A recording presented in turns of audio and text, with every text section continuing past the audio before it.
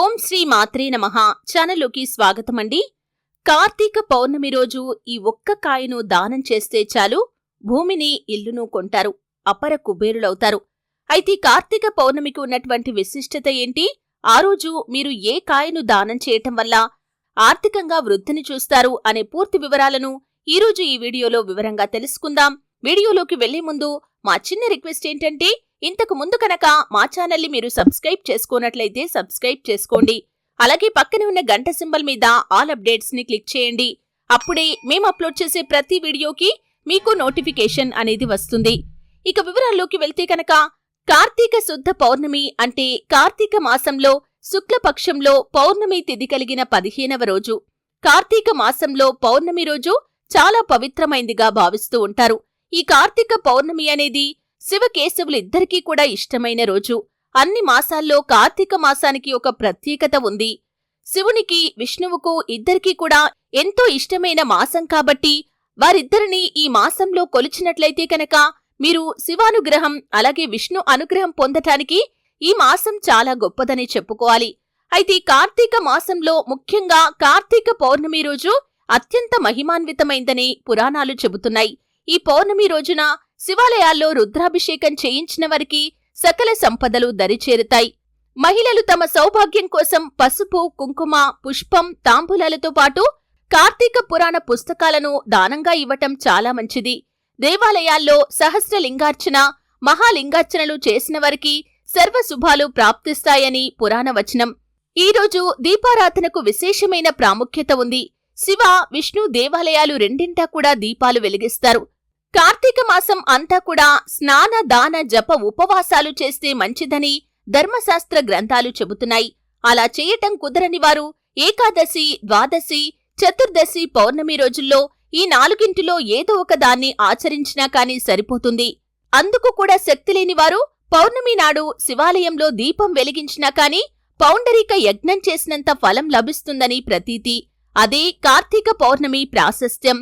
కార్తీక పౌర్ణమి నాడు వేకువజామునే లేచి శివనామస్మరణతో తలారా స్నానం చేసి భక్తి శ్రద్ధలతో దీపారాధన చేసి వాటిని అరటి దుప్పల్లో పెట్టి చెరువులు, నదుల్లో వదులుతూ ఉంటారు. మహిళలు, పెళ్లి కాని అమ్మాయిలు కార్తీక దీపాలను నదుల్లో వదిలి రాత్రికి తులసి కోటలో ఉసిరి కొమ్మ లేకపోతే ఉసిరికాయలతో పెట్టి తులసి పక్కన రాధాకృష్ణుల విగ్రహాన్ని ఉంచి పూజిస్తే కోరుకున్న వ్యక్తి భర్తగా వస్తాడని విశ్వసిస్తారు. ముఖ్యంగా కార్తీక పౌర్ణమి రోజున ముత్తైదువలు 2 రకాల నోములు నోచుకుంటారు. ఒకటి కార్తీక చలిమిళ్ల నోము. ఈ నోము కోసం కార్తీక పౌర్ణమి నాడు చలిమిడి చేసి మొదటి సంవత్సరం 5 ముత్తైదువులకు, ఆ పై సంవత్సరం 10 మందికి, మూడో ఏడాది 15 మందికి చొప్పున వాయినాలు ఇస్తారు. రెండవది కార్తీక దీపాల నోము. ఆ రోజు రాత్రికి శివాలయంలో 120 దీపాలను వెలిగిస్తారు. తరువాత సంవత్సరం 240 దీపాలు, ఆ పై సంవత్సరం 360 దీపాలు శివాలయంలో వెలిగిస్తారు. ఈ నోములు నోచుకుంటే శివ సాన్నిధ్యం లభిస్తుందని పురాణ కథనం.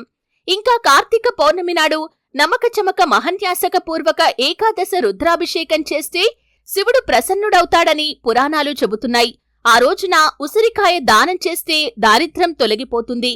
కాబట్టి కార్తీక పౌర్ణమి రోజున ఉసిరికాయను దానం చేయండి. మీరు ఈ విధంగా దానం చేయటం వల్ల భూమిని, ఇల్లును కొంటారు, అపర కుబేరులవుతారు. కాబట్టి ఖచ్చితంగా ఉసిరికాయ దానం చేయటానికి ప్రయత్నం చేయండి. అలాగే లలితా సహస్రనామం భక్తిగా పఠిస్తే ఆ దేవి సకల ఐశ్వర్యాలను అందిస్తుందని శాస్త్రాలు చెబుతున్నాయి. దీపం అంటే అగ్ని, జ్ఞానానికి, ఆనందానికి, సిరి సంపదలకు ప్రతీక. దీపకాంతిలో ఉండే ఎరుపు, పసుపు, నీలికాంతులు ముగ్గురమ్మలకు సంకేతం అని నమ్మకం. దీపారాధన వల్ల శివుని అనుగ్రహం కలుగుతుందని పురాణ ప్రతీతి. దీపాన్ని వెలిగించే వారికి సహాయకులుగా ఉన్నా కాని కొడిగట్టుకుపోతున్న దీపానికి నూనె పోసినా కూడా ఆ పుణ్యఫలం దక్కుతుందని భక్తుల యొక్క ప్రగాఢ విశ్వాసం. అలాగే ఈ రోజున కంచుపాత్రలో ఆవు నెయ్యి పోసి దీపం వెలిగిస్తే పూర్వజన్మలో చేసిన పాపాలు కూడా నశిస్తాయని కార్తీక పురాణం చెబుతుంది. కార్తీక పౌర్ణమిని త్రిపుర పూర్ణిమ అని కూడా పిలుస్తారు. అలాగే దేవ దీపావళి అని కూడా వ్యవహరిస్తూ ఉంటారు. పూర్వం త్రిపురాసురుడనే రాక్షసుడు అంతరిక్షంలో 3 పురాలను నిర్మించుకొని సర్వసుఖాలు అనుభవించేవాడు. బలగర్వంతో దేవతలందరినీ హింసించేవాడట. అప్పుడు శివుడు త్రిపురాసురునితో 3 రోజుల పాటు యుద్ధం చేసి అతన్ని సంహరించాడట. అసురవధ జరిగిన ఆనందంలో దేవతలంతా దీపాలు వెలిగించి పండగ జరుపుకున్నారట. అందుకే దీన్ని దేవ దీపావళి అని కూడా అంటారు. ఇంకా విష్ణుమూర్తి మత్స్యావతారంలో పుట్టింది కూడా ఈరోజే. బృందాదేవి తులసి మొక్కగా అవతరించింది. కార్తికేయుడు పుట్టింది. దత్తాత్రేయుడి జన్మదినం రాధాకృష్ణులకి ఎంతో ఇష్టమైంది కూడా ఈరోజే. అలనాడు ద్వాపర యుగంలో రాసలీలా మహోత్సవంలో గోపికలను ఆ నల్లనయ్య అనుగ్రహించింది కూడా ఈరోజని నమ్మిక. క్షీరసాగర మథనంలో వెలువడిన హాలాహలాన్ని తన గళాన దాచుకున్న శివుడి చుట్టూ పార్వతీదేవి ప్రదక్షిణ చేసిన ఘట్టాన్ని గుర్తు చేసుకుంటూ ఈ రోజున శివాలయాల్లో ఒక ఉత్సవాన్ని నిర్వహిస్తారు. ఎండుగడ్డిని తాడుగా పేని తోరణంగా కట్టి దాన్ని వెలిగించి బగబగమండే ఆ తోరణం చుట్టూ పార్వతీదేవి విగ్రహాన్ని ముమ్మారూ తిప్పుతారు. దీనికి జ్వాలా తోరణోత్సవం అని పేరు. ఇలా ఎన్నో రకాలుగా పౌరాణిక ప్రాశస్త్యం ఉంది కాబట్టి కార్తీక పౌర్ణమి నాడు శివాలయాల్లో రాత్రంతా దీపాలు వెలిగిస్తూ ఉంటారు. వాటినే దీపమాలలుగా పిలుస్తారు. గుడి ప్రాంగణాల్లో మెట్లన్నీ కూడా దీపాల అమరికతో శోభాయమానంగా కనిపిస్తాయి. ఇక ఇలపై శివుని ఆవాసంగా భావించే మహాపుణ్యక్షేత్రం వారణాసిలో గంగానదీ తీరంలోని ఘాట్లన్నీ కూడా కార్తీక పౌర్ణమి నాడు దీపకాంతులతో ప్రకాశిస్తాయి. ఇవి ఆ రాత్రంతా వెలుగుతూనే ఉంటాయి. ఆ రోజు గంగానదిలో స్నానం చేస్తే ముక్తిని పొందుతారని కూడా ఆధ్యాత్మికవేత్తలు చెబుతున్నారు. ఇంతటి ప్రాశస్త్యం కలిగిన కార్తీక పౌర్ణమి రోజు మీరు చేసే దానాలు మీకు ఎంతో శుభ ఫలితాలను ఇస్తూ ఉంటాయి. కాబట్టి కార్తీక పౌర్ణమి రోజు మీరు ఈ ఒక్క కాయను దానం చేయండి. ఆ కాయ ఏంటి అంటే కనుక ఉసిరికాయ. ఈ ఉసిరికాయను కనుక మీరు దానం చేశారంటే సకల శుభాలు కలుగుతాయి. ఆ శివానుగ్రహం, విష్ణు అనుగ్రహం మీకు లభిస్తుంది. మీ జీవితంలో ప్రతికూలంగా ఉన్న ప్రతి అంశం కూడా మీకు అనుకూలంగా మారుతుంది. దరిద్ర బాధలు, దుష్ట పీడలు, దుష్ట శక్తుల ప్రభావం, మీ ఇంట్లో ఉన్న నెగిటివ్ ఎనర్జీ, అలాగే మీ జీవితంలో, మీ కుటుంబంలో మీపై ఉన్న నెగిటివ్ ఎనర్జీ అంతా కూడా వెళ్లిపోతుంది. పాజిటివ్ ఎనర్జీ మీ ఇంట్లోకి అడుగు పెడుతుంది. శివానుగ్రహంతో మీరు చేపట్టిన ప్రతి పనిని కూడా ఖచ్చితంగా పూర్తి చేయగలుగుతారు.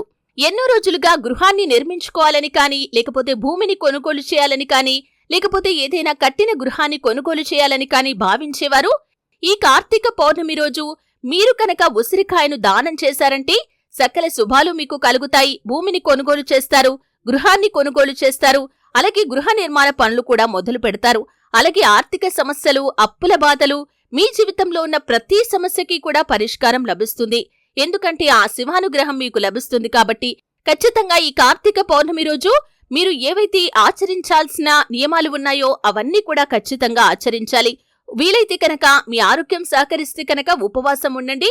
నక్షత్ర దర్శనం తర్వాత 365 ఒత్తులు వేసి దీపాన్ని వెలిగించండి.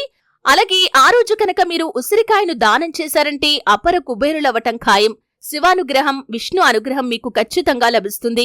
మీ జీవితంలో ఆర్థికంగా గణనీయమైన పురోగతినైతే మీరు చూడగలుగుతారు. కాబట్టి ఖచ్చితంగా కార్తీక పౌర్ణమి రోజు ఉసిరికాయను దానం చేయండి. అపర కుబేరులవటం ఖాయం. చూశారు కదండి, కార్తీక పౌర్ణమి రోజు ఏ ఒక్క కాయను దానం చేస్తే భూమిని, ఇల్లును కొంటారు, అపర కుబేరులవుతారు అనే పూర్తి వివరాలు తెలుసుకున్నారు. వీడియో నచ్చితే ఖచ్చితంగా లైక్ చేయండి.